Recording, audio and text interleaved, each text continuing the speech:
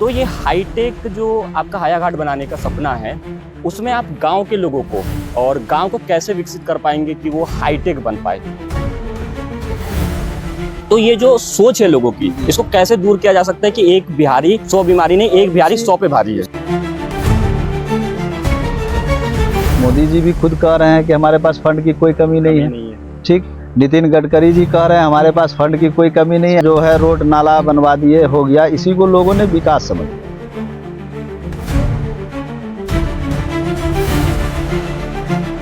नमस्कार।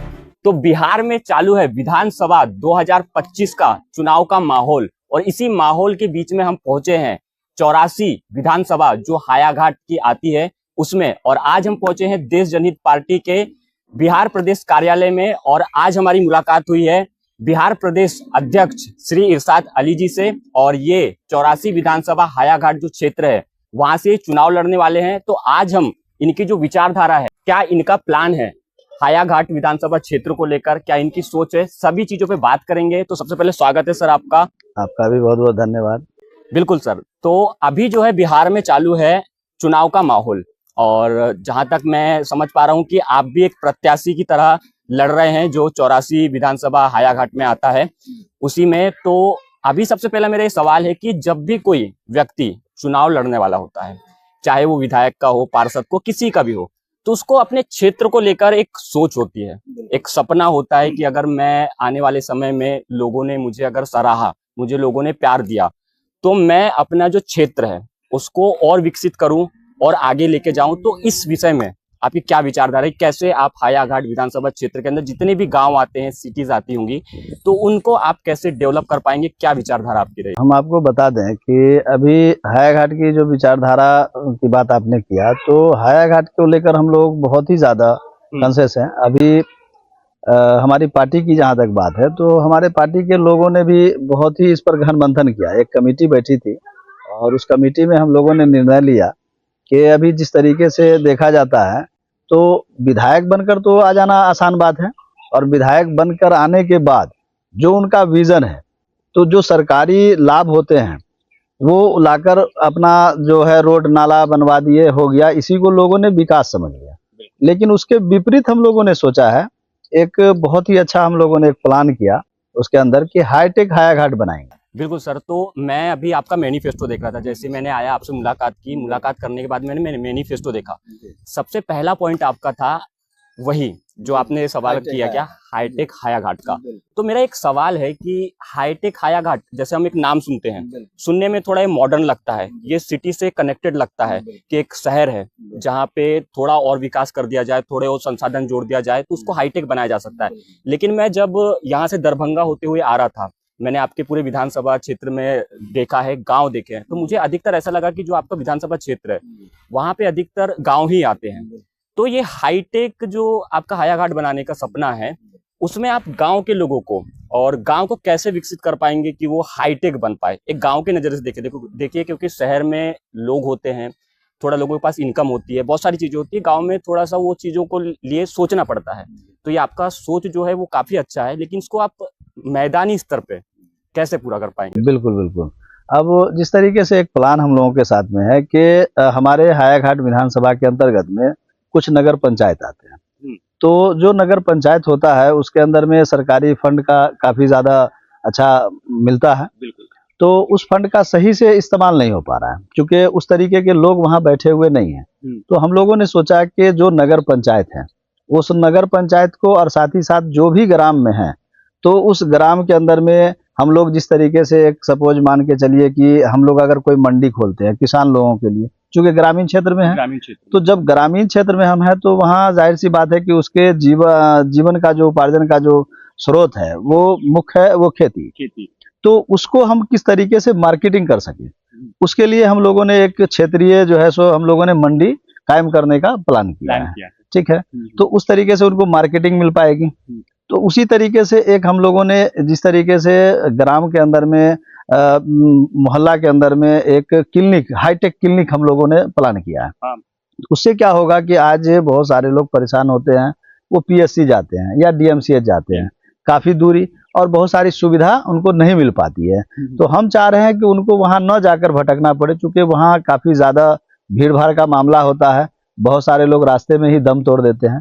तो इसको हम लोगों ने बहुत करीब से देखा, तो हम सोचे कि अगर वो सुविधा उनके घर में मिल जाती है तो ये जो हादसा होता है डिलीवरी के दौरान या किसी इमरजेंसी के दौरान, वो उनके साथ नहीं होगा, बहुत सारी जानों को बचाया जा सकता है।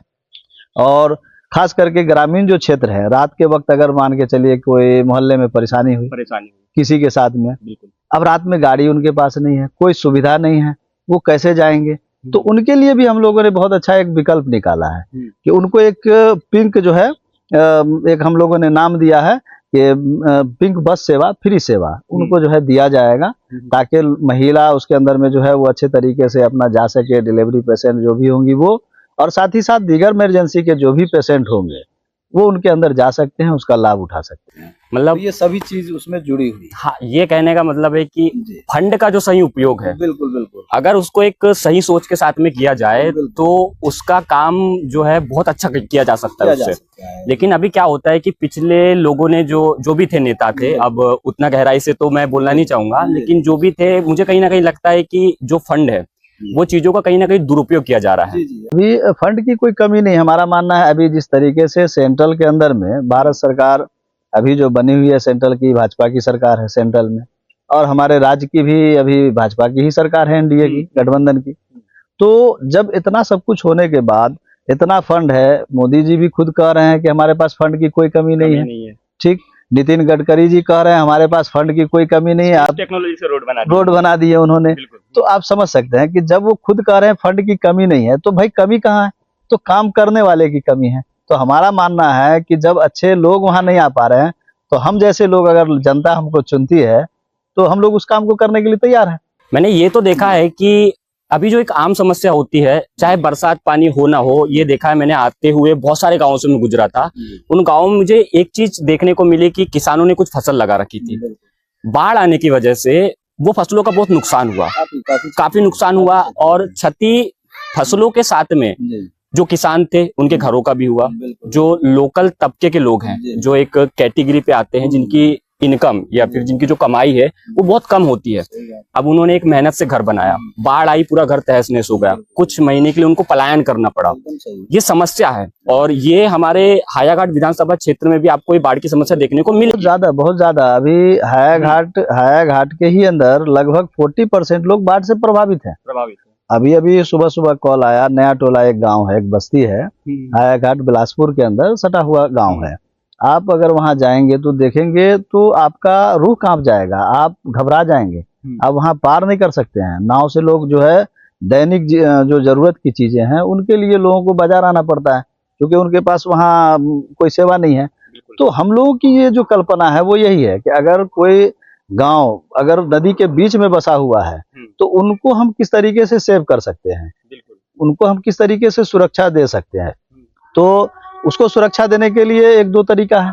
जैसे हम लोगों ने सोचा है कि डैम की व्यवस्था हम लोग करेंगे, जहां पानी का ज्यादा बहाव है तो वहां हम लोग डैम की व्यवस्था करेंगे, और जो गांव चारों तरफ वॉल की व्यवस्था हम लोग करेंगे ताकि गांव के लोग सुरक्षित रह सके। और उसके साथ साथ हम लोगों ने सोचा कि उस पानी का इस्तेमाल अगर हम गांव के किसानों के लिए अगर हम कर पाए तो बेहतर होगा कि गांव के किसान लोगों को जो आज बोर्डिंग के अंदर या जो भी खर्च आते हैं वो नहीं करना पड़ेगा। आसानी से नहर की अगर हम व्यवस्था कर दे तो उनके घर तक पानी पहुंच जाएगा, तो कोई दिक्कत नहीं होने वाली है। तो ये हम लोगों की जो मतलब सोच है, हम लोगों की पार्टी की जो सोच है, उस पर अच्छे अच्छे बुद्धिजीवी लोग बैठे हैं। हम लोगों ने काफी रिसर्च किया है इस पर कि बेहतर से बेहतर लोगों को हम क्या सेवा दे सकते हैं। आखिर क्यों नहीं ऐसा हो सकता है, जबकि यहाँ सारे चीजों की सुविधा है। हमारे हायाघाट के अंदर कोई कमी नहीं है, काम करने वाले की कमी है। ठीक है। एक चीज मैंने और देखी है कि जैसे हम लोग अलग अलग राज्यों में जाते रहते हैं, जब भी कुछ काम होता है या फिर, तो एक कॉमन चीज देखी है कि बिहार के जो लोग हैं, चाहे आप महाराष्ट्र में चले जाइए, तमिलनाडु में चले जाइए, तो बिहार के एक ऐसा वर्ग के जो लोग होते हैं जो एक कंस्ट्रक्शन काम आप बोल लीजिए, ऐसे कामों के लिए वो बाहर जाते हैं।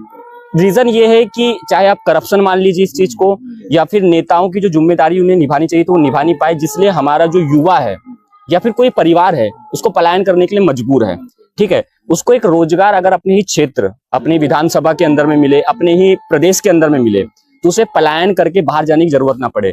और जब भी वो बाहर जाता है तो देखा गया है कि जैसे महाराष्ट्र हो गया, बहुत सारी जगह में बोला जाता है कि एक शब्द है, एक ऐसा शब्द बना लिया है लोगों ने, एक बिहारी 100 बीमारी, ठीक है। लेकिन अगर देखा जाए सबसे मेहनती बिहारी है, IPS IAS सबसे ज्यादा बिहारी है।